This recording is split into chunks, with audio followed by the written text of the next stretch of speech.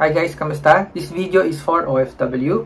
Ito yung changes or update ng contract verification base nga sa DMW. Although yung kopya na to ay para sa Singapore lang, I believe applicable to sa iba't ibang bansa. Anyway, ano ba yung contract verification? Work contract nyo na galing sa employer, kailangang ipa-verify sa Philippine Embassy. Sino ba ang dapat gumawa nito? Siyempre, OFW, tayo dapat ang gagawa nito. Pero kung direct hire ka, ang gagawa nito ay yung employer mo abroad kasi nga nasa Pilipinas ka. Kailan ba dapat gawin ang contract verification?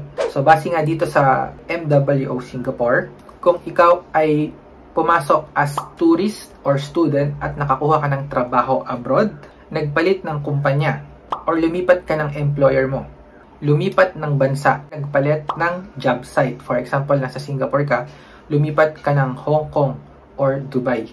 Last ay nagpalit ng posisyon, nagbago ng trabaho. Kunyari na-promote kayo from executive to manager or supervisor. Ang tawag dyan is change job title. So, kapag itong apat na to ay nangyari sa inyo, kailangan nyong magpa-contract verification. So, may cases naman na hindi nyo na kailangan mag-contract verification.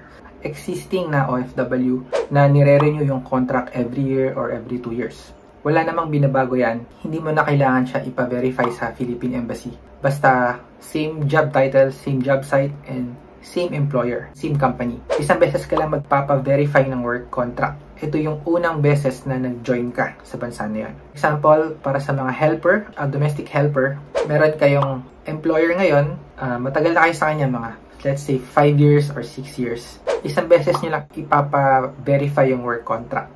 Hindi nyo na kailangan ipa-verify ulit. Basta nga, hindi kasama dito yan sa mga ina-update na to. Kahit nadagdagan yung sweldo nyo, yung information nyo, pareho lang. Para naman sa mga nasa office or corporate work, kunyari, tinaasan nga yung sweldo nyo or nagbago yung address ng amo nyo or yung company mo.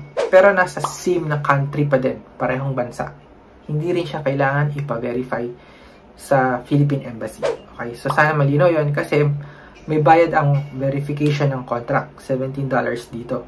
Sayang naman kung hindi mo alam to, matitipid mo rin yung halaga na yon. Okay, basahin na lang natin yung last part na to. Kung uwi nga kayo ng Pilipinas, kailangan nyo daw dalhin yung lumang work contract na na-verify ng Philippine Embassy at yung bagong work contract nyo.